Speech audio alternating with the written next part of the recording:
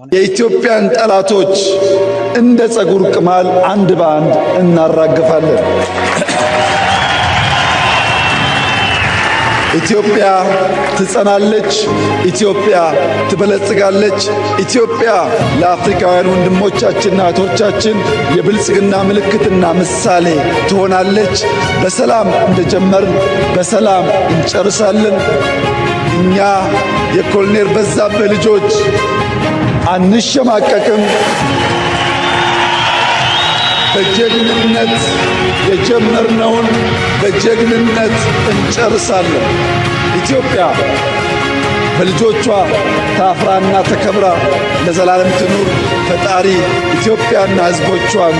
ይባርክ። እጅግ አድርጌ አመሰግናለሁ። كم تريوا زلهم زاد ما زاد سمعوا زلهم ما حداش فخرايا حداش تحديد حدش زرباي كل جزء أتكونتات نريا لنا بزخون يكون أقاط عمك ما تخلو ناي وجن ورا وجن تحديد أكل نايتي بروباغندا زغطن زليو بتحدي سلام كمتن ناي سلام مقابريا مخانو كسر كله أب نفسه كم إثيوبيا أنا بزرع خبرلجن فخرانا كويناتيو زي كم تريوا زلهم نسألاتنا كم زق مال كبر إسخا I think it's abnet zubomst hizbi hizbi ጽቡቅ ጌር ከስተማቅሮ ዝኽል ዝበሉ abnet ይዝጥቀም anyway ከም ዝቁማል ካብ ርስኻ ሓደ ብሓደ ተውርዶ ንጸላእትና ድማ ከምኡ ጌርና ከነውርድና ይብላሎ ኣነ ኸ እንታይ ተሕቶናተይ ክንድትዮም ጸላእትኻ ክንዱ ቁማል ተለካሲ I think እቲ ቁማል ምእላይ ደቐለካ ወላ ርእስኻ ወይ ነቲ ፀጉርኻ ምቑራፅ ማለት ከቢድ ይኸውን ማለት እየ እቶም ጸላእቲ ኣብቲ ዓዲ ዘለዉ ኣዝዮም ብዙሓት እዮም ፋኖ ጥራይ ክንምንታይ ይበፅሑ شنك ندي ناي تجري حيل زلو كهلا حيل تازلو كله تبسيب كاس نخلهم كم كمال كندوز أكل كمال تلك أخي رئيس خاص بتخكر كسرح خلده زبلو زحتاتي زم سألك anyway كم تري وزر لهم نيجيبيان اللي عليك نوزدينا كم يلم فخرا توم سرعت دما من يوم كم نمجماتو أب تا قريت ناس لزل نمبر مس بانداتاتن مس ناي كالوت ناي تاريخ هاوس ألاتنا سميدهم لو تكم سوز خلو زخونة يكون فايدة زي بلوم ترف زي بلوم زبل زربا بتدقاقامينا نسمع زلنا زي ما أكال نايتي كبت أحزد الله زلو ويون كبهال زد الله زلو كنتات عندما دافعين ماكو إيرتران بيشارلن ساهلنم يشعبيان ياندان يونيت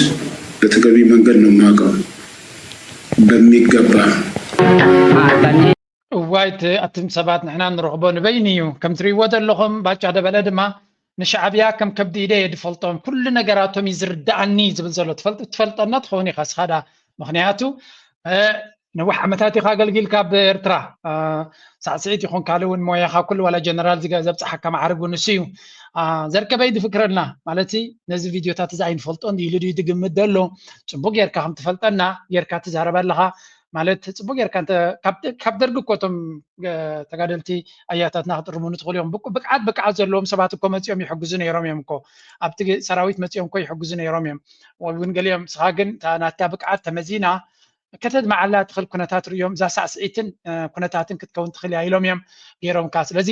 ባጫ ደበለ ከም ትብልዎ ዘለኹም ንሻዕብያ ስለ ዝፈልጦም መጽሐፍ ጽሒፍሎ ለመን ከማኽሪው ከመይለ ተማኺረ ድሕነት ተትብል ነይራ ኣርእሲ ናይታ መጽሐፍ እንታይ ትብል ኢለነዚ ምን ይምኽግደሰላ ታርሲ ባጫ ምዝበለ በዛ ቪድዮታት ገይሮም ልብጥ ፊዮም ልለሎ ኣሉ ማለት እዩ በቲ ኮይኑ በቲ ንሪዮ ዘለና ኩነታት ብዙሕ ዘገርም ስለ ዝኾነ ኣብዚ እውን ካልእ ሓዊሶም ኣሎ ሚምዮም ቀይሮሞም ዘሎ ነበልባሉ ጀነራል ባጫ የተሰጠው ሚሽን በጾሮናና በራማ በኩል ያለው ኃይል ማደራጀትና ጀምር ሲባል መሄድ ነው።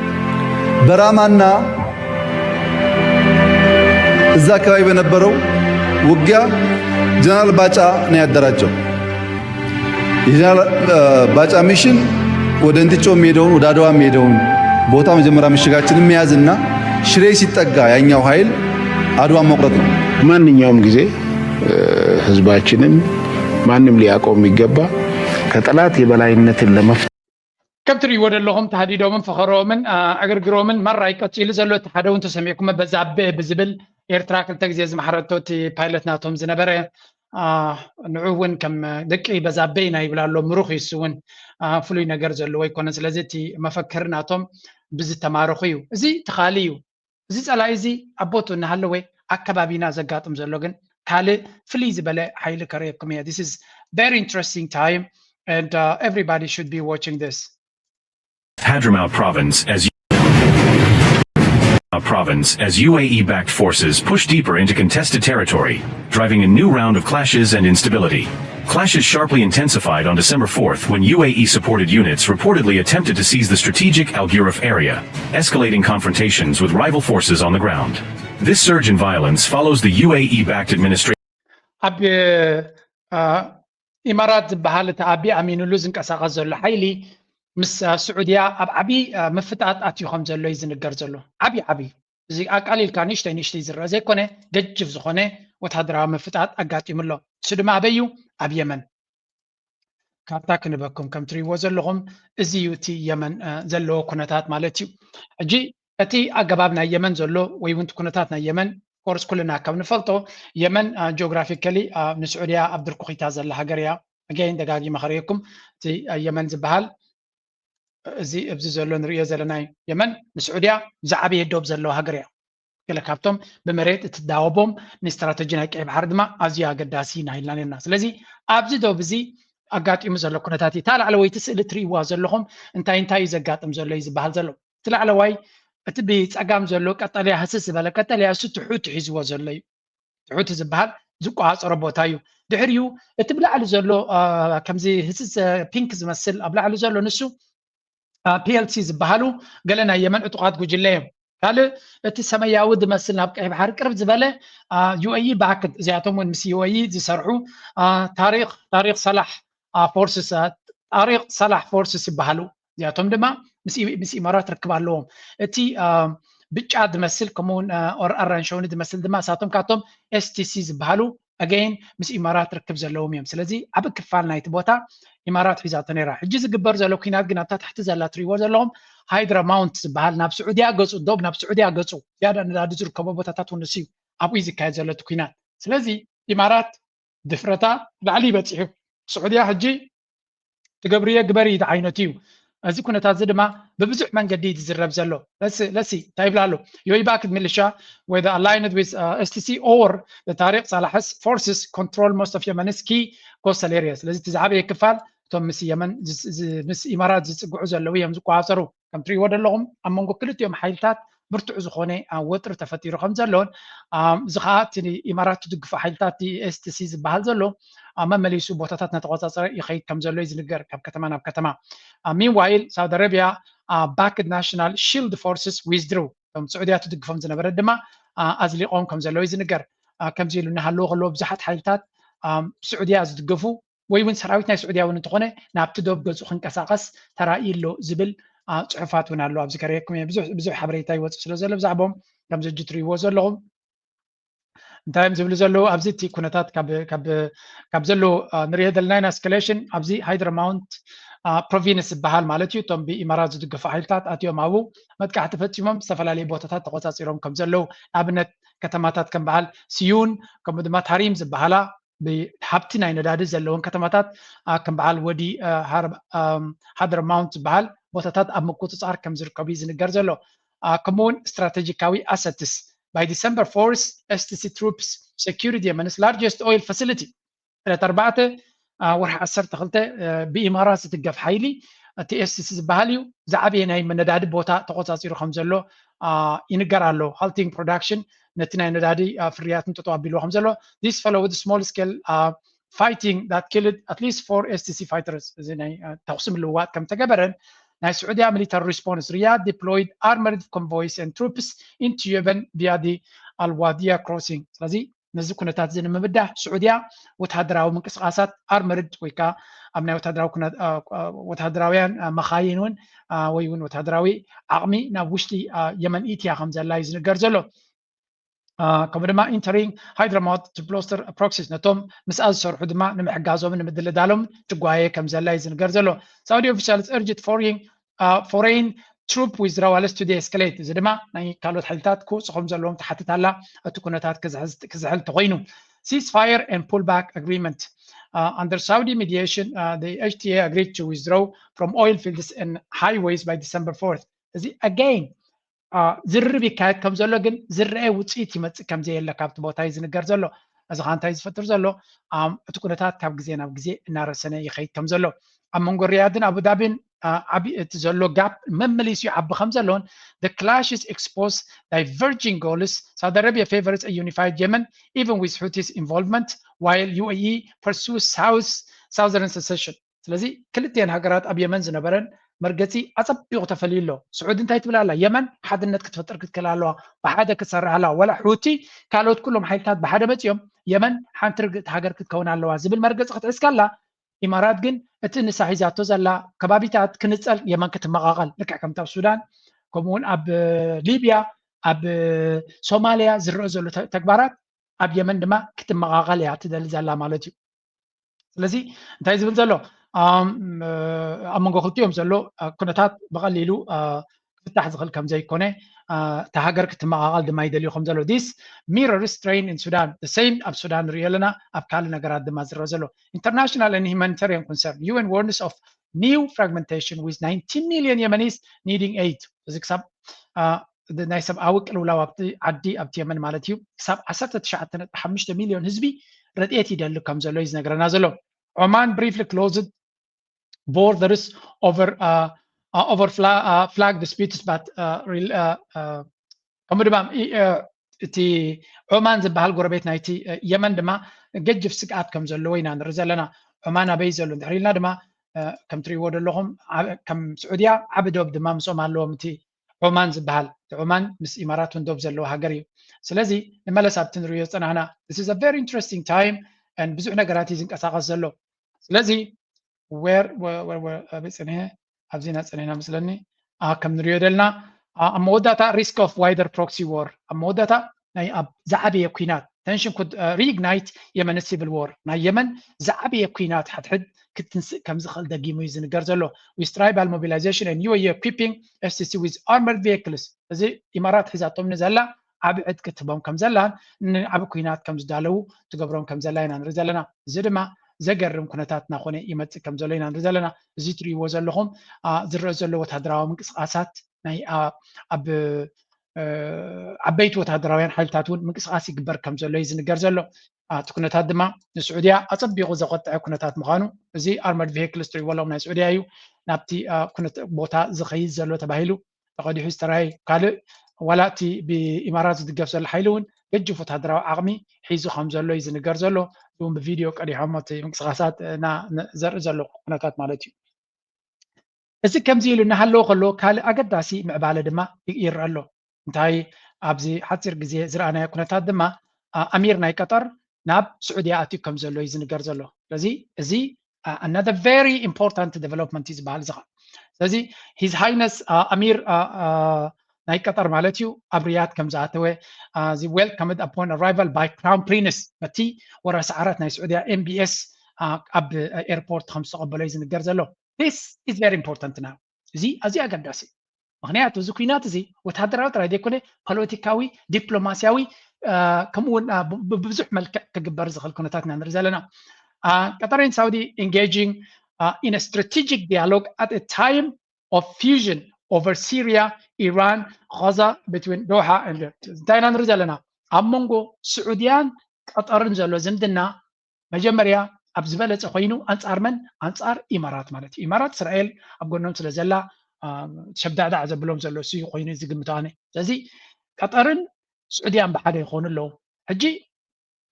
ተመሊስና ምስ ንሪኦ እዚ ኩነታት እዚ ንምንታይ እየ ዘምፅኦ ዘለኹ ኣነ እታ ካርታ እናረኣናዮ እንድሕሪ ከድና ዝያዳ ክትርዳእና ትኽእል ንመለስ ኣብዚ እዚ ኩነታት ናይቲ ከባቢ እንድሕር ሪኢኻዮ ቀርኒ ኣፍሪካ ረእይዎ ኤርትራ ኣበይ ኣላ ኣብዚ ኩነታት እዚ ትሪእዎ ኣለኹም ዝግበር ዘሎ ኩነታት ድማ ኣብ የመን እዩ ዘጋጥም ዘሎ ስዑድያን ቀጠርን ኣላይድ ይኾኑ ኣለዉ ግብፂ ምስኦም ኣላ እቲ ኩነታት ድማ ኣብ የመን እዩ ቅድሚ ሕጂ ኣብ የመን ዝተኻየደ ኩናት ድማ እንታይ ኣጋጢሙ ነይሩ ወደብ ዓሰብ ንምንታይ ኣገልግሎት ውዒሉ ከም ዝነበረ ትዝክርዎ ኢኹም እዚ ናይ ኢማራት ነቲ ኩነታት እቲ ንምቁፅፃር ወይ ንዑ ንምጥቃም ተባሂሉ ኣብ ወደብ ዓሰብ ምስ ኤርትራ ሽርክነት ስለ ዝነበሮም ኣብቲ ግዜ እቲ ስዑድያ ኢማራት ኩላቶም ብሓደ እዮም ነይሮም ስለዚ ወደብ ዓሰብ ድማ እቲ ኢማራት ዝበሃል ኣብኡ ኮይኑ ነቲ ስራሕ ይፍፅም ከም ዝነበረ ወይ መልክዓትታት ይገብር ከም ዝነበረ ኣብዚ እዋን እዚ ግን ኢማራት ዝበሃል ኣብኡ የለን ስለዚ ስዑድያ ምስ ኤርትራ ርክብ ኣለዎ ዝበሃል ኣሎ እቲ ኩነታት ናበይ ገፁ ክምዕብል ከም ዝኽእል ንምግማቱ ምናልባት ኤርትራ ሕጂ እውን ወደብ ዓሰብ ክትቦም ትኽእል እያ ነቲ ኩነታት ንክኸውን ይብል ኣለኹን ባት عبيتي realignment انت تفسيمم ويون استراتيجيكاو مقيارات ምናልባት በዓል ስዑድያ ድሕርሕር ዝብልዎ ዝነበሩ እቲ ኩነታት ሕጂ ኤርትራ ክሳዕ ክንደይ ከተድልዮም ከም ትኽእል ንምግማቱ ከቢድ ኣይመስለንን እዛ ከምዚ መድረኽ ዘለናዮ ኤርትራ ነዚ ኩነታት እዚ ብኸመይ ሌቨሬጅ ክትገብሮ ትኽእል ብኸመይ ክትጥቀመሉ ትኽእል እንታይ ዓይነት استراتيجيكاوي أقداسنت نهيرترا انتاي ربحا كمزي خلخون أنا برقص إيرترا أب كوينات نكت حجز ويون أمنا كوينات كنتات كتأتو دليتا يكونن جن تحاوي أباف دقة جزانا يزلو سلزي فتيخا دي خات أليخا كتسولي خابت كنتات مالتي في الله التكوينات نعبي عند حرقيدو إيرترا كتسولي أنا جدا سلزي إيرترا كم توم كالو تهجرات كن رب حلوون نخللو أقات أميتات كل يخليو وي مايت زي كنتات زين إيرترا ونكربحا يخليو من هالبات أب حنتي لنكني زبحال زلو أمريكا أبز قدايزي أنت عينت مركز كتحس خلط غون زبل كبيد نجار له جي مغنياتو قطر زبحال له سعودية زبحال له إمارات ثلاث يوم بس أمريكا صبغ شركة تيزلو ويون صبغ زمدنا له أبنا حدهم مزجرات أوجن أمريكا نايمن بوزيشن يا كتحس خل لك كم زاب السودان تري والله ناي السودان قداي تاكوين له درجة جس السودان تساغلا تقدر تشفشف لكن nothing is coming out of it ولا حدا فلوي نجر وتيتي متي يلا مغنياتو تفعل عليه حيلتات نحت حدهم سلة سحاب زلو عبايتا حيل زلو تراي كدمع زغل سلازي إذا كنا تاتنا يمن كابنا السودان انتاي زفوليو كل خل خود مغنياتو هلا بقمت قالوا دمانتين عن الرياض لنا إمارات أب السودان أبجد جف كوينات تيلون بلالنا أب يمن كم عينة مساسل الجرمة أب يمن نونا أب ليبيا كمو الجرمة أب يمن عب كوينات كجبر ويون حدا جنيا كوينات مخجبر الشباب له أو قداينا سومالود بزح شجرات كم زولين جرالو سلازي إتي إثيوبيا نوع أمينة نبير تراجع أخذ دورة تدل كوينات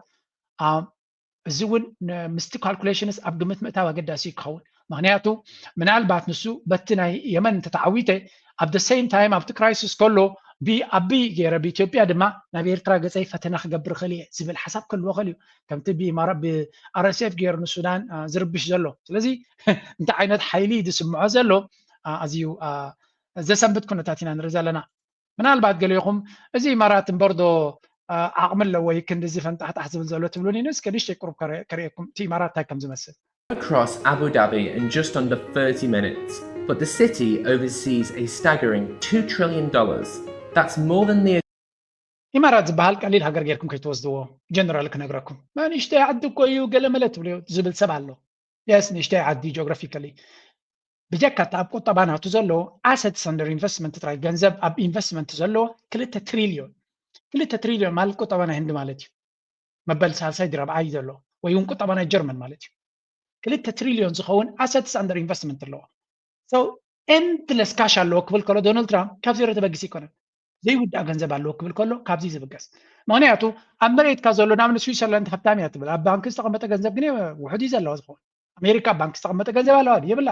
እዛ ጥራይ ክትወስድ ትኽእል እዚኣቶም ግን ገንዘብ ብርክታት ናይ ዝተፈላለዩ ካምፓኒታት ሽጥ ኣቢሎም ኢሚዲየትሊ ናብ ካሽ ክቅይርዎ ዝኽእሉ ገንዘብ ይዘለዎ እዚ ድማ እዩ በቃ ከምዚ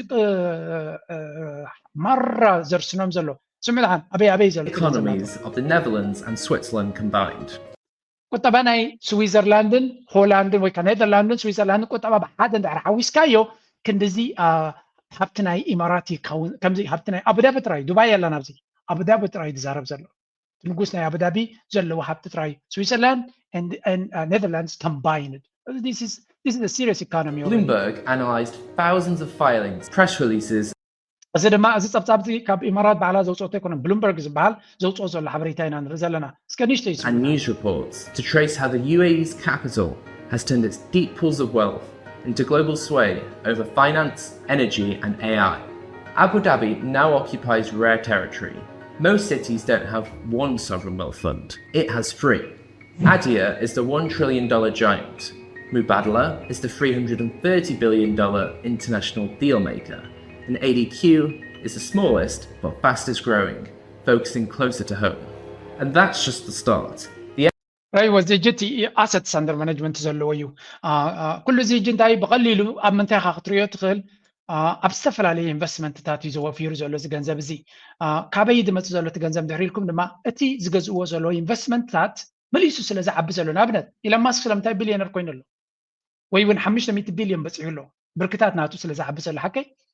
ارتن كامباينتات جاس من انفستيجير له امارات بعبي even up to SpaceX بحال كابتن قداموت انفسترز يا ስለዚህ እቲ ገንዘብ ስለ ዘሎ ዓበይቲ ኮርፖሬሽንስ ሓደሽቲ ሓሳባት ከምፁ ከለዉ መጀመርያ ኢንቨስትስ ገብሩ ንሳቶም እዮም እዚ ኸ እንታይ እዩ ሬር ዕድል ይህቦም ገንዘብ ዘይተኣደነ መክሰብ ድማ ይገብሩ ሓብቲ ናቶም ድማ ካብ መጠን ንላዕሊ እና ዓበየ ይኸይድ ከም ዘሎን ኣብ ልዕሊ እቲ ዘለዎም ሕማቕ ኣተሓሳስባ ድማ እዚ ሃብቲ እዚ ናበይ ገፁ ክወስዶም ከም ዝኽእል ኢና ንርኢ ዘለና ስለዚ 1 ትሪልዮን ዘለዎ ፋንድ ኣሎ ካልእ እቲ ሮያል ግሩፕ ዝበሃል ኣሎ እቲ ADQ ዝበሃል ኣሎ 263 ቢልዮን ከምኡ ድማ እቲ ሙባድላ ዝበሃል 330 ቢልዮን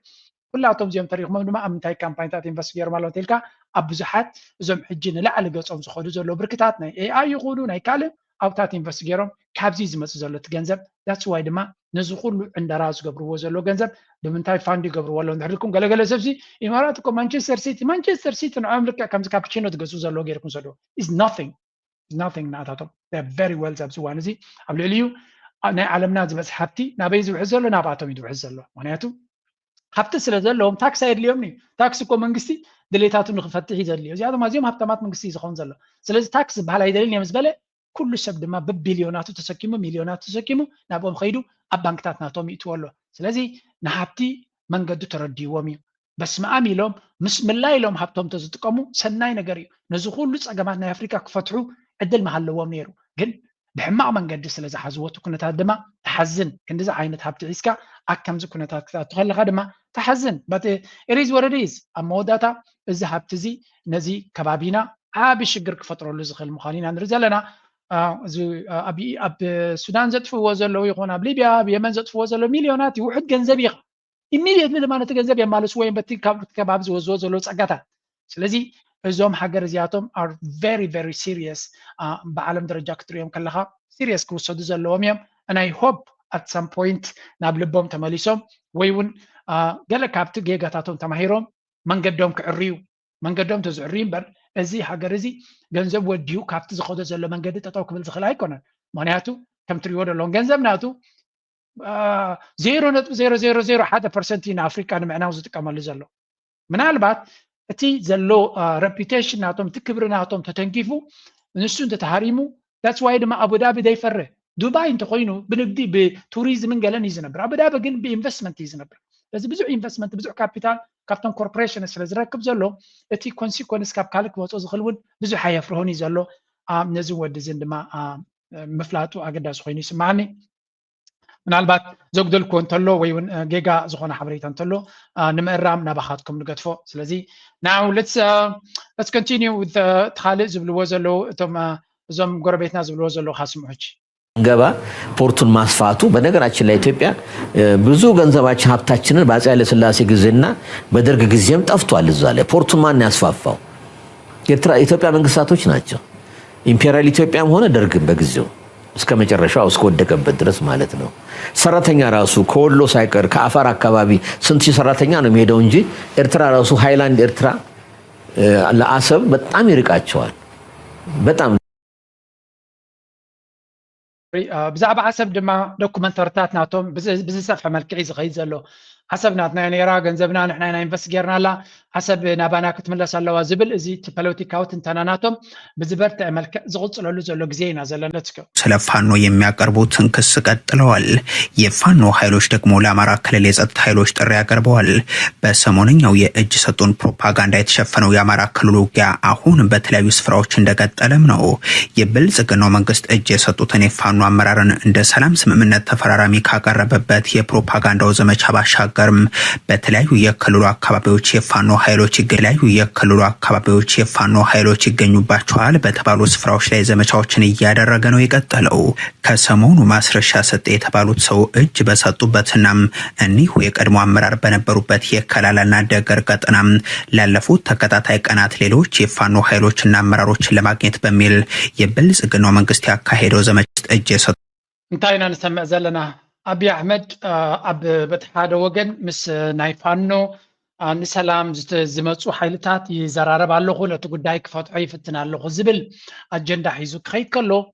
በቲ ሓደ ናይ ፖለቲካ ናይ ሰላም መንገዲ ሒዙ ኣለኹ ክብል ከሎ ወታደራዊ ዓቕሚ ናቱ ድማ ንፋኖ ኣብ ውሽጢ ሓፂር ግዜ ከጥፈለና ብምባል ገጅፍ ወታደራዊ ስጉምቲ ክገብር ይፍትን ከም ዘለዎን ፋኖ ድማ ኣብ ገጅፍ ዝኾነ ኩናት ምስ ብልፅግና ገጢሞም ከም ዘለዉ ዝንገር ዘሎ ስለዚ ኣጋይን ሕብረት ኣፍሪካ ኣፍሪካን ዩኒዮን ዩኤን ኩላቶም እዚኣቶም መጋበርያ ናይ ኣቢ ኢጋድ ዩኤን እኳ ሕጂ ከም ክብላ ይክእልኒ ግን ኢጋድን ሕብረት ኣፍሪካን ዓቢ ፖለቲካዊ ሽፋን ንአብይ ኣሕመድ ይህብዎ ከም ዘለዉ ኢና ንርኢ ዘለና ንሱ ኣብ ልዕሊ ኣምሓራ ዝገብሮ ዘሎ ኩነታት ይቕፅል በቲ ሰላም ይገብር ኣለኹ ከም ትሪእዎ ዘለኹም ድራማ ናይ ፖለቲካ ይገብር ከም ዘሎን ሕብረት ኣፍሪካ ዝተሳተፉ ናይ ሰላም ኩነታት ይገብር ኣለኹ ምስ ኣምሓራ ኩነታት ይፈትሖ ኣለኹ ዝብል ኣጀንዳ እናገበረ ሰራዊት ናቱ ድማ ኣብ ገጅፍ ዝኾነ ኩናት ንፋኖ ንምጥፋእ ንምስዓር ዘሚቶም ይወፍሩ ከም ዘለውን ይንቀሳቐሱ ከም ዘለዉ ኢና ንርኢ ዘለና ኩሉ እዚ ድማ ብዝተወደበ መንገዲ ዝግበር ዘሎ ፖለቲካዊ ክንፍናቱ ድማ እንታይ ዝብል ዘሎ ስምዕዎ ኣጋይን ኩሉ ናብ ኤርትራ ኣላጊብካ ምህራም ቀዳማይ አጀንዳ ናቶም እዩ አማራ ክልል ጦርነት ይቆማል ነው ጭፈራቸው ባይዘው የሚጠይቃቸው የለማ ዛሬ ላይ እንደ ስታርቲንግ ፖይንት የአፍሪካ ህብረቷ እንዳለችው እንደ ስታርቲንግ ፖይንት እንኳን ቢወሰድ ለምንድን ነው ዛሬ እነ ካፒቴን ማስረሻል ሊሳደቡ ይወጡት ለምን ጠይቁን ቢኮዝ አማራ ክልል ሰላም እንዲሰፍን አይፈልጉም በፍጹም ሰላም እንዲሰፍን አይፈልጉም የነሱ አዱ ከበሬ አማራ ክልል እንዲቃጠል ከም ትሪእዎ ዘለኹም እንታይ ኣብ ክገብሩ ዝፍትኑ ዘለዉ ዋላ እኳ እቲ ናይ ሰላም ዝተባሃለ ምሉእ ብምሉእ ሰላም እውን እንተዘይኮነ ስለምንታይ ከም መበገሲ ናይ ሰላም ዘይውሰድ ስለምንታይ ናይ ሰላም ተበግሶ ከም ዝተገበረ ዘይውሰድ ብምባል እዚ ሰላም ስለ ዘይደልዩ ኣብ ኣምሓራ ክቃፀል ስለ ዝደልይዎ ሕጂ እቲ ገይም እንታይ እዩ ኣብይ ኣሕመድ ንሰላም ይፍትን ከም ዘሎ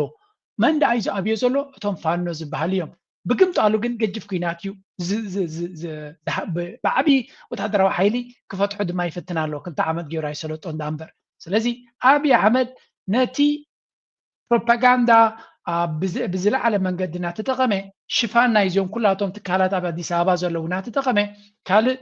ናይ ሰላምን ናይ ምዕባለን ግስጋሰን ሓይሊ ከም ዝኾነ ዘምስል ነገራት ድማ ንኣብነት ኣብዚ ለንቀነ ሪኢኹም ንምንታይ ከይተከታተልዎ እምበር ኣብ ኣዲስ ኣበባ ንምንታይ ዕላማ እዮም ተኣኪቦም ነይሮም ኣይፈልጥን እየ ግን ሓደ ዓብይ ናይ ፓን ኣፍሪካኒስትስ ኮንፈረንስ እዩ ገለ ገይሩ ገለ ናይ ሚድያ ኣዎርድ ገለ ኢሉ እዞም ትሪእዎም ዘለኹም ደቆም ንበዓል ገሊኦም ነቲ ናይ ኣፍሪካ ናይ ጋና ቀዳማይ ፕሬዚደንት ዝነበረ እቲ ብፀጋም ትሪእዎ ዘለኹም ነቲ ንዋሜ ነኩርማ ዝበሃል ቀዳማይ ፕሬዚደንት ናይ ኣፍሪካ ገለ ካብቶም ሕብረት ኣፍሪካ ንክቐውሙ ዓብይ ኣበርክቶ ዝገበረ እቲ ንእሽተይ ወዲ ይመስለኒ እቲ ድሕሪኡ ዘሎ ናይ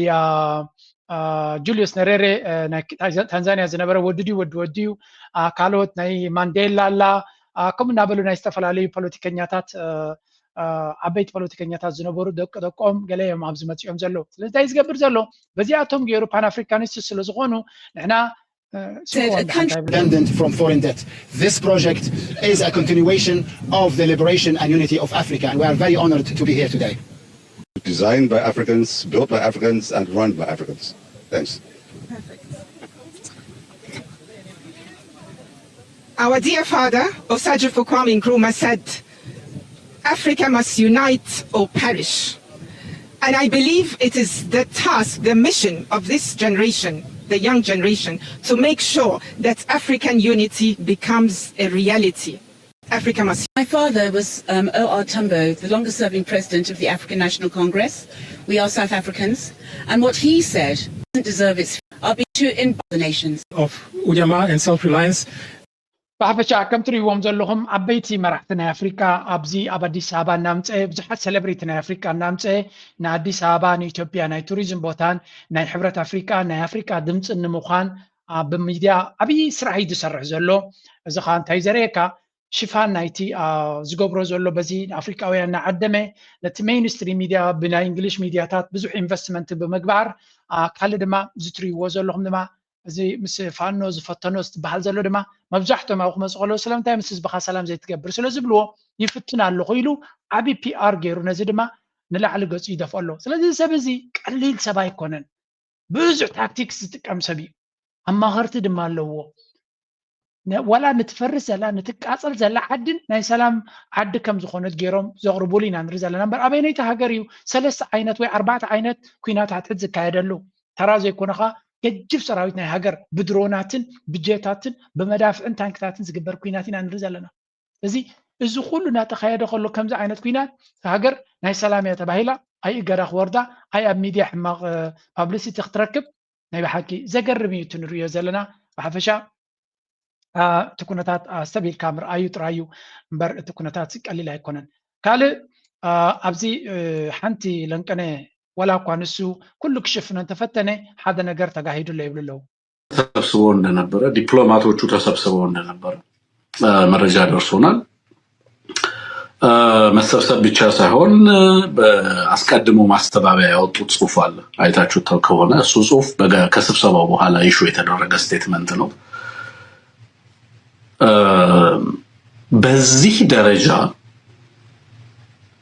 በዚህ ደረጃ እንደሆነ የአማራው ትግል የአፍሪካ ህብረት ለመጀመሪያ ጊዜ የተገነዘበበት ሁኔታ ነው ያለው ምን እየተካሄደ ነው ብሎ አሁን ራሱ ህብረት ዛሬ ዝብል ዘሎ በሐፈሻ እዚ ለንቀነ ዘጋጠመ ስካንዳል ወይ ገበን ሕብረት አፍሪካን ይጋድን ምስ አብ ኮይኑ ንሓደ ተራሰብ ወይ ንሓደ ሰብ ዕርቂ ገይሩ ምስ መንግስቲ ተባሂሉ ከም ዝፋኑ ዕጥቂ ከም ዘውረደ ወይ ኣብ ናይ ሰላም አጀንዳ ከም ዝተፈፀመ ጌርካ ዝተገበረ ሕብረት አፍሪካ ከጅፍ ዝኾነ ግብረ መልሲ መፅዎ ብዙሓት አምሓራ ብብዙሕ ሚድያታት በብዙሕ መንገዲ ጽፍዒት አጋጢሞ ዝኻንታይ ዝብል ከም ዝሓስብ ገይርዎም ሕብረት አፍሪካ በአዲስ አበባ እናሃለወ ኣብ አፍሪካ ኣብ ኢትዮጵያ እንታይ ያጋጥም አለ ይፈልጥኒ ወይ ቃልሲ ናይ አምሓራ ተገዲሱ ርኢ ወይ ይፈልጥኒ ዝብለና እናረአየ ዝዓወረ ወይ እናሰምዐ ዝፀመመሲ ፀዊዕካዮ ሀይ ይብለካን እኳ እዩ እዚ እንታይ ኢና ንብል ዘለና እዚኦም ሰባት እዚኣቶም ክሰምዑ ስለ ዘይደልዮም ኣብ ኢትዮጵያ ዝግበር ዘሎ ስቃይ ዘይተረድኦም ኣብ አፍሪካ ኣብ ናይጀርያ ወይ ኣብ ኣብ በኒን ዘጋጥም ዘሎ ኩነታት ክርድኦም ኣይክእልን እዩ እዚ እንታይ ዝብል ዘሎ እቲ ናይ ሕብረት አፍሪካ እቲ ኩነታት ናይ አምሓራ ብዝሰፍሐ መልክዕ ወይ ብዕምቆት ንክርድኦ ከም ዝተገደደ ዝነግር ዘሎ እዚ እንታይ ዘርኢ ዘሎ እዚ ናይ ማስረሻት ኢዱ ዝሃበ ወይ ሰላም ዝገበረ ዝበሃል ዘሎ refers to specific event or incident which ብኻላ ዘራርባ ዲፕሎማቲክ ሾክ ከም ዝፈጠረ ኣብ ኣዲስ ኣበባ ኣብቲ ናይ ሕብረት አፍሪካን ኣብቲ ናይ ዲፕሎማቲክ ሰርክልስን ብዙሕ ፀገም ከም ዝፈጠረ ዝነግር ዘሎ በቲ ሓደ እውን ኤምባረስመንት ውርደት ናይ አፍሪካ እውን ሕብረት አፍሪካ ውርደተኛ ትካል ምዃኑ ዘነፅረሉን በብዙሓት ሰባት ድማ ግልፂ ዝኾነሉ ኩነታት እዩ ንሓደ ግለሰብ ዝገበሮ ከም ሓደ ዓብይ ሰላማዊ ነገር ጌርካ ክትዛረብ ምፍታን ድማ ነፍሱ ዝኸኣለ ፀገም ምዃኑን ክንምንታይ መጋበርያን ንቁኑዕ ዕላማ ዘይተበገሰ ምዃኑ ድማ ግልፂ ዝኾነሉ ኣጋጣሚ ከም ዝኾነ ዝነግር ዘሎ ካልኦት ድማ እዚ ዝገብሮ ዘሎ አብይ አሕመድ እንተቐፂሉ እንታይ ሽግር ክፈጥር ከም ዝኽእል መጠንቀቕታ ይብለው ካፓውያንን ከታጣቂዎች ጋር እያገናኘ ብልጽግናም በቀጣይም ብዙ ድራማ ሊሰራ እንደሚችል እናውቃለን አያዋጣህም ነው የምንለው የሰላማዊ ትግል በሩን ዘግተ እንደው ምድሪቱን አኬልዳማ የደም ምድር ለማድረግ ከወሰንክ አድርገው ይሄ ነው ምንም አይደለም አስገድደ ሁሉንም እስር ቤት መላው የኢትዮጵያ ህዝብ እስር ቤት አስገብተ ልትቋቋሟቸው አምባገነንነት አያዋጣም ታየም ዝብል ወዘሎ ካልኦት ድማ ሰላም እናበልካ ብሓደ ኢድካ ሰላም በትኻሊ ድማ ሓውና ፃሕተርካ ክኸውን ኣይክእልን እዩ ካልእ ድማ ሰላማዊ ቃልሲ እናዓፀኻ ብሰላም ክቃለሰካን ክምጉተካን ዝመፅእ እስር ቤትን ካልእ እናእተኻ ናይ ግድን ኣብ ብረታዊ ቃልሲ ንክኸይድ ኢኻ ትገብሮ ዘለኻ ብፍላይ ንታየ ደንደኣ ዝገበሮ ኩነታት ክትሪኦ ከለኻ ሰላማዊ ቃልሲ አብይ አሕመድ ከምዘይ ፃወርን ከምዘይ ይፍቅድን በኋላ ዘራርባ ተቃውሞ እንተለካ ብረት ሒዝካ ኣብ በረኻታት ራይሓ ትወፅእ ዘለካ ከምዚ ዝብልዎ ነዚ ኩናት እዚ ኣብዚ ረይ ባጫ ደበለሲ እንታይ ዝብል መሲልኩም ኣብዚ እዚኣቶም እኮ ፍፁም ኮይም ስክፍታ ዘይብሎም ኣብዚ ስምዕዎ እንታይ እናበለ ይዛረብ ይሄ አዲስ ለውጥ ከመጣ በጠመንጃ አፈሙዝ ሊመለስ የሚገባው የፖለቲካ ጥያቄ የለም ኣብ ኢትዮጵያ ድሕሪ ብልጽግና አብይ አሕመድ ምምፅኡ ብብረት ወይ ካብ ብከላሽን ተንሲካ ተቃሊስካ ተምፅኦ ለውጢ የለን እዩ ዝብል ዘሎ ስለዚ ኩሉ ነገር ተፈትሒዩ ዲሞክራሲ ኣብሶሉትሊ ዘሎ ሰላማዊ ክትዘራረብ ትኽእል ኢኻ ዝብል ዘሎ እንደ ኣቢ ብብረት ነገራት ክፈትሕ ዝኽእል መራሒ ግን ኣይረኣናን ንሕና ስለዚ አብይ አሕመድ ኣብ ልዕሊ ህዝቡ ድሮና ዝጥቀም መራሒ እዩ ግረፈቲ ጠበንጃዊ ተራ ብረት ዘይኮነሲ ድሮናት ኣብ ህዝቡ ጄታት ኣብ ህዝቡ ዝጥቀም መራሒ ምዃኑ ርኢና ኣለና ስለዚ ከም ትሪእዎ ዘለኹም እቲ ፕሮፓጋንዳ ምስቲ ኩንነት እናተገራጨወ ኢና ንርኢ ዘለና እቲ ኣባይታ ዘሎ ግን ኩሉ ኣንጻሩ ዝኸይድ ዘሎ ኩነታት እምበር በዚ ንሱ ዝደልዮ ዘሎ ዝፍታሕ ነገር ኣይረኣናን ኣለና እቲ ኩነታት ይቕፅል ካብዚ ቀፂልና ናብ ናይ ትግራይ ምስ ንሰግር ድማ ዝብልዎ ዘለዉ ስምዑ ብዚ ብዙሕ ነገር ብዛዕባ ትግራይ ዝበሃል ዘሎ ሓደ ብዝያ ዘሎ ጊዜያዊ ምምሕዳር ትግራይ ጀነራል ታደሰ ወረደ ሕዝቡን ቀፂሎም ሻዕብያ ዒላማ ዝገብሮም መራሕቲ ህወሓትን ሰበስልጣናት ጊዜያዊ ምምሕዳር ትግራይን ተገሊፆምሎም ትግራይ ልሙቕነት ትኩረት ብዙሓት ዝሰሓቡ ፖለቲካዊ ምዕባለታት ይረኣዮም ዘሎም ቤት ፅሕፈቱ ሃንደበት ብዕጡቃት ዝተተሓዘ ፕሬዚደንት ጀነራል ታደሰ ወረደም ስልጣኑ ብህወሓትን ተኣመንቶም ዝበሃሉ ኣዘቲ ሰራዊትን ኣብ ሓደጋ ከም ዝወደቀ ዝግለጽ ዘሎም እቲ ፕሬዚደንት ከም ቀንዲ ሓደጋ ህልውና ህወሓት ተገይሩ ከም ጽፍረጃት ዝገልጹ ነቲ ኩነታት ቅርበት ዘለዎም ወገናት ብፍላይ ህወሓት ምስ መንግስቲ ኤርትራ ዝጀመሮ ጽምዶ ዘይምቕባልን ኣብ ዝሓለፈ ሰሙን ዝተኸበረ በዓል ሕዳር ጽዮን ኣክሱም ልኡኻት መንግስቲ ኤርትራ ብምኽልካልን ብህወሓትን ደገፍቶም ኣዘዝቲ ሰራዊትን ጀነራል ታደሰ ወረደ ከም ዓንቃፍን ተኸላኻሊ ድሌታት ብልጽግናን ብምዃኖም ክእለ ከም ዘለዎም ብሕቡእ ከም ዝወሰኑ እዩ ምስቲ ኩነታት ቅርበት ዘለዎም ፍፍላት ሓበሬታም ዝዛረቡ ዘሎም ንዝሓለፉ ናይ ስልጣን ዘመን ኣዋርሕ ጀነራል ታደሰ ወረደም ብመንግስቲ ኤርትራ ከም ቀንዲ ስጋት ብምቕማጥ ኣብ ትግራይ ከም ድሌቱ ዝንቀሳቐሰሉ ኩነታት ዝዓግትን ካብ ቀዳማይ ሚኒስትር ኣብይ ኣሕመድ ስልጣን እንትቕበል ደው ከብለ ኢሉ ዝፈርምሉ ሓደ ነጥቢ ምስ ሻዕብያ ዝግበር ርክባት ምቁራፅ ከም ትሪእዎ ዘለኹም ታደሰ ወረደ በቲ ሓደ ተዓሊ ይበሃል በቲ ሓደ ወፂ ይበሃል በቲ ሓደ ናብቲ ከይዲ ይበሃል እንታይ ከም ዝኾነ ሓቅነት ንኽትፈልጥ ክብድ ኣብ ዝበለሉ ዘሎ ደረጃ ኢና ዘለና ከም ልሙድ ግን ናበዮም ነቲ ዘረባ ሓዋዊሶም ናብ መን ኢኻ ትገብሮ ከም ልሙድ ከባድ ሁኔታ ውስጥ ነው ያለችው በዋናነት በውስጡ ባለው ዘራፊ ቀማኛ የማይጠግብ ኃይል አደጋ ውስጥ እየገባች ነው ያለችው ዋናው ገፊ ምክንያት አጣዳፊ የሆነው ትሪገሪንግ ፋክተር የሚሉት የሻዕቢያ መቆጣት ሻዕቢያ ተቆጥቷል የሻዕቢያ ሰዎች በግልጽ ነው የነገሯቸው ድሮም ወያኔ ብለው የነገሯቸው በነገራችን ላይ ከም ትሪእዎ ዘለኹም ኤቭሪ ፕሮብለም ኣብ ኢትዮጵያ ዘሎ ምስ ሻዕብያ ከተሓሕዞ እዩ ዝመርፅ እሱ እዚ ከዓ ሓደ ልሙድ ተርእዮ ንሪኦ ዘለና ኢና ከም ብተደጋጋሚ ኣብ መንጎ ህወሓትን ወይ እውን እቲ ናይ ትግራይ ህዝብን ፖለቲካዊ ሰርክልን ኤርትራን ንዘሎ ፅምዶ ንምፍራስ ዘይገብርዎን ዘይብልዎን የብሎምን ሕጂ ኣብቲ ትግራይ ዝበሃል ብፍላይ ምስ ታደሰ ወረደ ንነዊሕ እዋን አንጻር ጽምዶ ምዃኑ ኣብ ትግራይ ዘሎ ዘይርጉነት ብፍላይ ብቋንቋ ናይ በዓል ብርሃነ ልፍዓተይ ከም ዝበሎ ካብ ጌታቸው ረዳ እቲ ዝኸፍሕ ሓደጋ ንትግራይ ታደሰ ወረደ ክኸውን ከም ዝኽእል ካልእ ድማ በዓል ሃይለ ደደቢት ድማ ዝበልዎ ንህወሓት ኣብ ክሳዳ ደው ኢላ ሓፍ ከም ዘይትብል ገይረ ቤላ ገይራ ዳኺማየ መሊሳ ድማ ብዘይ ናተይ ፍቓድ ናብቲ ኸዶ የብላን ከም ዝበለ ዝንገር ስለዚ ኩሉ እቲ ዝብልዎ ዘለዉ እንታይ እዮም ዝብሉ ዘለዉ ሻዕብያ እዩ ከምኡ ዝገብር ዘሎ እዮም ዝብሉ ዘለዉ ይግዳስ ደበቲ ታደሰ ወረደ ሓደ ዓብይ ሽግር ኣብ ትግራይ ኮይኑ ስለ ዘሎ ብኩሎም መንገዲ ድሮ ከም ታርጌት ተራእዩ ዝነበረ ምዃኑ ባዕላቶም ተጋሩ ክነግሩና እዮም እዚ ግን እንታይ ዝገብር ዘሎ ናብ ኤርትራ ገፅካ ክትወስዶ ክትክል ኣለካ እዚ ከዓ ብተደጋጋሚ እቲ ንሳቶም ዝጥቀምሉ ታክቲክ እዩ ሕጂ ኣብዚ ስምዕዎ ነታ ሓንቲ ድራማ ኣጋጢማ ዝብልዋ ዘለዉ እዮም መጀመርያ ብቋንቋ ናይ ተጋሩ ክንሰምዖ እቲ ኩነታት ይመስል ንሳቶም ዝብልዎ ዘሎ ምትላል እንተደይ ዝተውዓልናሉ ዝበለፀ ኮይኑ ይስምዓኒ ሩይ ከም ሓደ ትግራዋይ ፀላኢ ኣምሩ ይፀልኦ ኣብ ውድባት እያሉ ኣብ ቲዲኤፍ ናተይ ይስሉ ፀላኢ ኣምሩ ይፀልኦ ናተይ ሓው ንምንታይ ይፀልኦ ገዱ ክዛረብ ሰሚዕሞ ዶ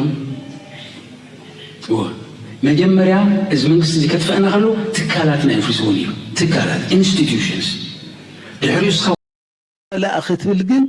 ክንድግዝዕ ፀላኢ ከጥፍአካ ሕዚ እውን ከፅንተካ ዝብል ፀላኢ ቀሚጥካ ልዕሊ ክባርን ሕወሓትን ይፀላኢ ክትብል ሸም እዩ ናይ ብሓቂ ፖለቲከኛታት ዲኹም ከ ህዝቢ ትግራይ እዩ ሕዝቢ መብዛሕትእና ምስ ውዳብና ምስ ኣሕያይሩ ማነ ቦ ይርደና ንህዝቢ ትግራይ እዩ ኣነፃፂሩ ኣምሓራይን ኦሮሞን ፀገም ይብሉን ይልና እዩ እስቲል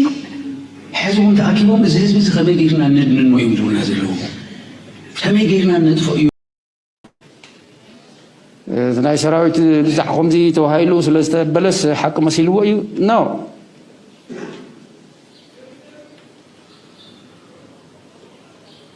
تسترف يكون الناي جل تمس جل زخدي وانجلنا تمس جل زخدي وجننا مثلا زخنا جل سلطفه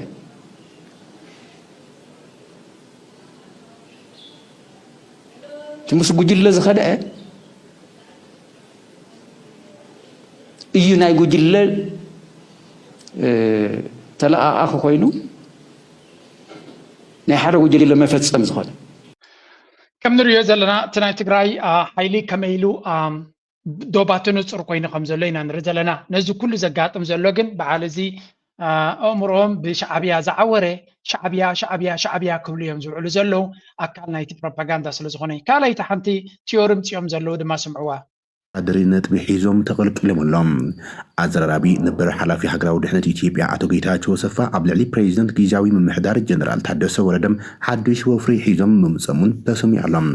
ስምምነት ፕሪቶሪያ ፈሪስዩ ብዝብል እቲ ብዶክተር ደብረጽዮን ገብረ ሚካኤል ዝምራሕ ህወሓት ናብቲ ቅድሚ ኩናት ዝነበረ ሙሉእ መንግስትነት ክምለስ ኣብ ፍሉይ ምንቅስቃስ ከም ዝኣቶም ምንጭታት ሓበሬታ ኣቃሊዖም ተዘይኮነ ቅድም ክብሉውን عواخي مساخ زقربة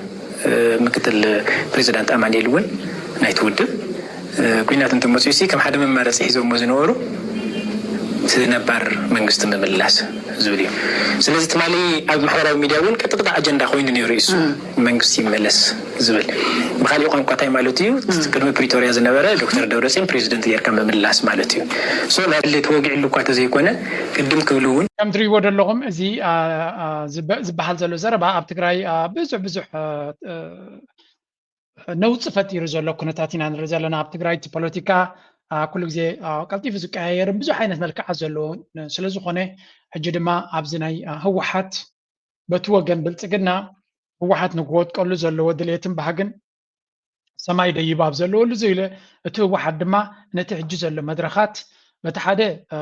نابنت أبزن تايب له هوحات كويناتي مسألة حدش ريبورت كاب تقرأي دو وسيلهم ذهبوا أب ريبورترز بهالوسينيرو. فيدرالو منجست يسماراتشو هايلوتشو بتقرأي حزب لاي شبر ينزلون سيل هوحات وقسا يسراويتو أبالات يانسوت تياجي يسراويتو أبالات يانسوت تياجي بكل بمسراجات بك كم تري ود لهم أب تقرأي بزوج تجمعات كم زلون انت بوليتيكا وكونتات أب تهوا سنة بي كونتات كم زلو يزنقر زلو هذا كابتي تي TPLF accusations and تاخذ له هو حت نتي فدرالو منغسي خاصس كم زلو يزنقر زلو سدمان تግራይ يبساچوا كم زلون ببروباغندا غيرو نتي كونتات ناتا بحدغا يتو كم زلون نتي ول بريتوريا دما نافرسو يخيد كم زلون يزنقر زلو كمو نتي تفلاليا تكالات ناي لمعات زنبرا ناي تግራይ دما نعتاتن بانكتات ناتن تطوم بمبال دارغا حوسنا بكيناتي وسدهم كم زلهم زخصو زلو سلازا منغو تغارون تግራይን ወይውን ህወሓትን ብልጽግናን ዘሎ ቀጻለ ምክሳስ ምፍጣትን ይቀጽላሉ ንሽተይ ኣብቲ ፖለቲካው ድራማ ሁን ሰግር عمشو كوسكوسو كلهم سلطنة كلهم عن بركة قليل عمكو زرقوم كادرات كوسكوسو كلهم مرحنتكم كادر مالتكم مرحة مالتي يومنا كادر لي مرحة كالو مالتي نحن في زربة عملوا اللغاس مرحة غير أول ساعة اللغاس مرحة غير مالتي حجين تاني مبالي تجيغا سئلي ما هو قلالو تسبك كلهم دوز تقبره على كالتشرا لازم حجي كل سبقة وطرت ساعات يكون كل سبقة وطرت ساعات يسرح أنا يتفيني شيء وطرت ساعات دان الله هذا سلطان دان كلها وطرت ساعات تكون كوينكا من الصراح كل خال من الله وينج من الله ميدفيلدر من الله كل سبقة وطرت ساعات هناك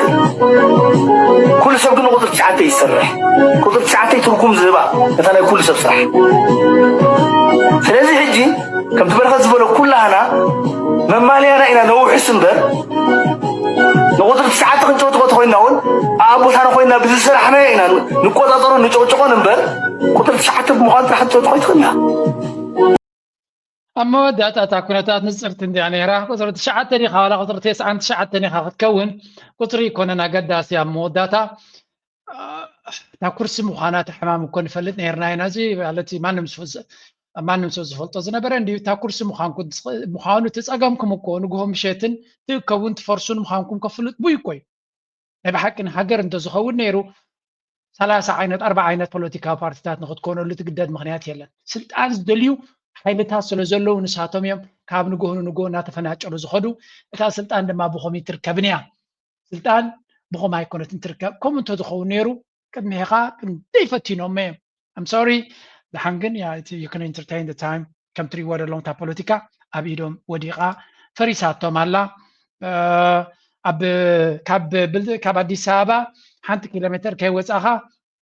እታ ኩነታት ከመይ ትኸውን ኣላ ንርኢ ኣለና ካብኡ ቀፂልና ናብ ኤርትራ ገፅና ክንቅየር ጀስት ድራማ ስለ ዝኾነ መምሃርኻ ስለ ዝኾነ እዩ ሓደ ኣገዳሲ ምዕባለ ኢና ንርኢ ዘለና this is very important one ናይ ቻይና ፍሉይ ልኡኽ ናብ ኤርትራ እትዩ ከም ዘሎ እዩ ዝንገር ዘሎ እዚ ፍሉይ ልኡኽ ድማ እንታይ እዩ ምስ ፕሬዚደንት ኤርትራ ኣብ ዓዲ ሓሎ ከም ተራኸበ እዚ ስፔሻል ኤንቮይ ኦፍ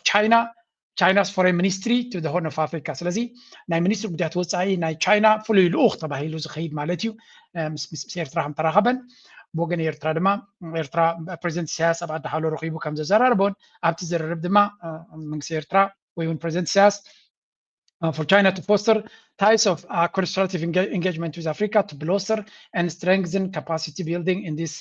crucial times of global change. And that is not the Gentiles of the President says China abarkutonata ጽምዳናታ ምስ አፍሪካ ክትሕይል ከም ዘለዋን እዚ ድማ ነቲ ዓቕምታት ናይ ዜጋታት ንምዕባይ ኣብ አፍሪካ ንዘሎ sometimes ብዛዕባ አፍሪካ ስለምንታይ ፕሬዚደንት ኢሳያስ ይዛረብ I don't care ብዛዕባ አፍሪካ ሓደ ግዜ I care about Eritrea.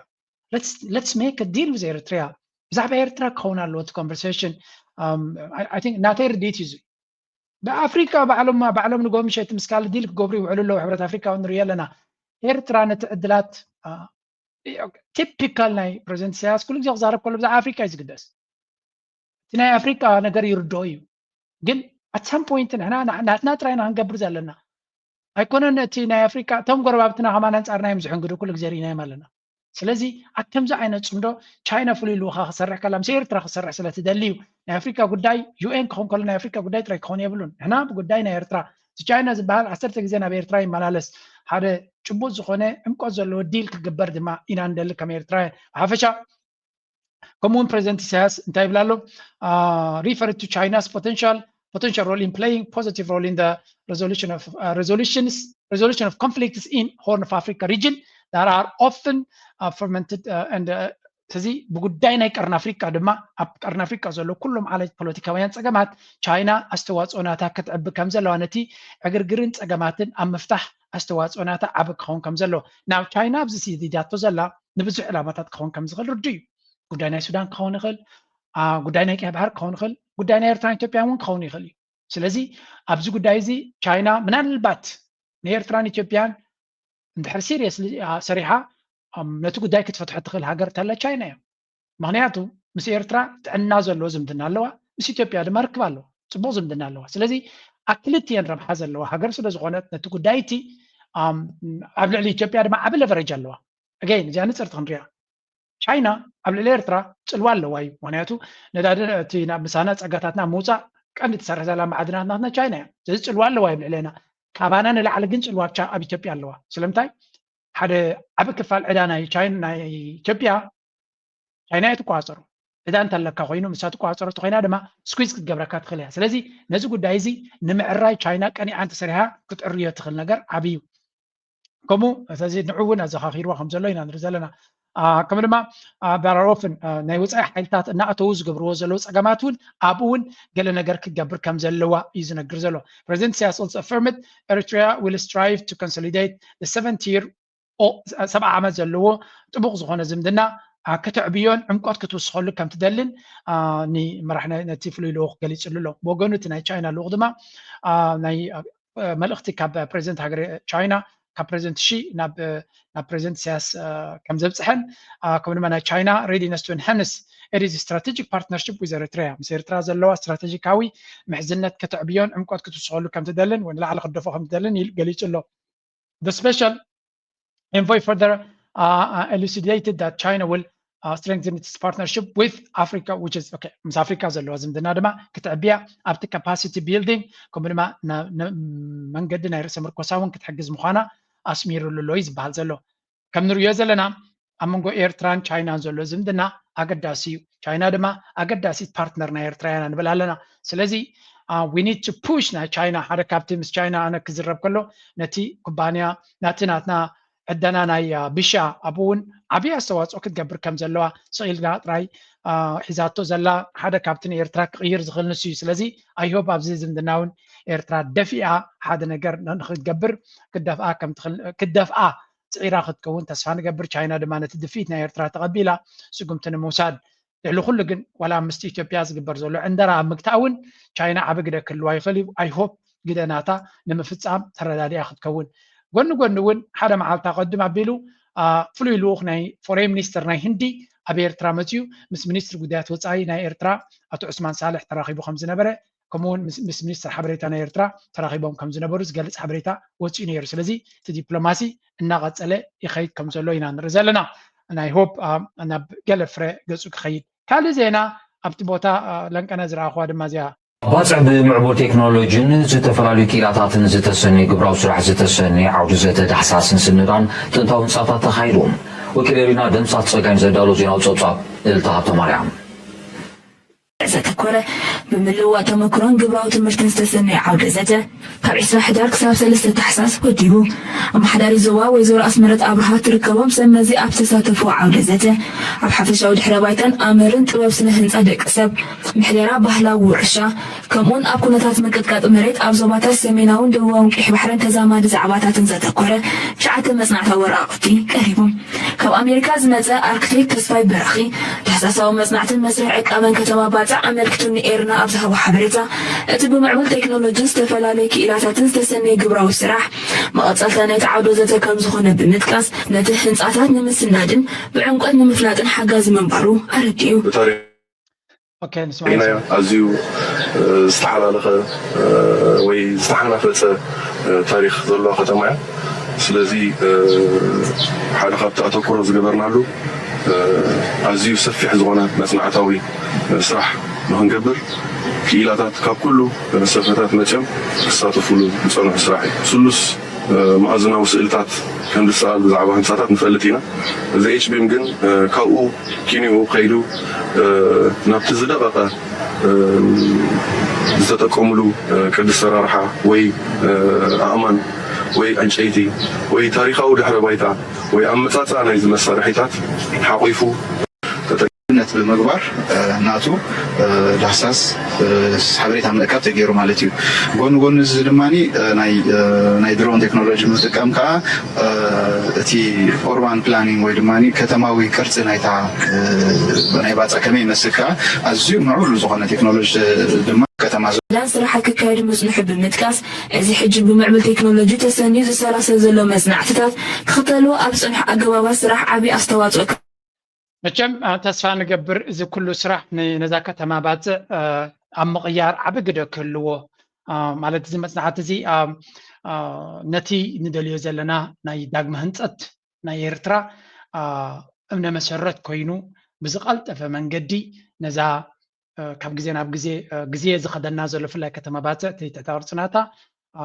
انتهونت ناتو مستي برتعنا يصحين قالن حدا قالنا خونا دي زخيزلو اي هوب ابزقل تفسكم تكوسلو تسفا نقبر صبوق تبقسيو املاخ تحوس بلو نايلو مارس ابزخنو دينا لايك قبرو شير قبرو ريتو من حسابكم عندما قدفنا بلنا نايلو مارسي مزا اقداسي ديرفون قتفكم ولا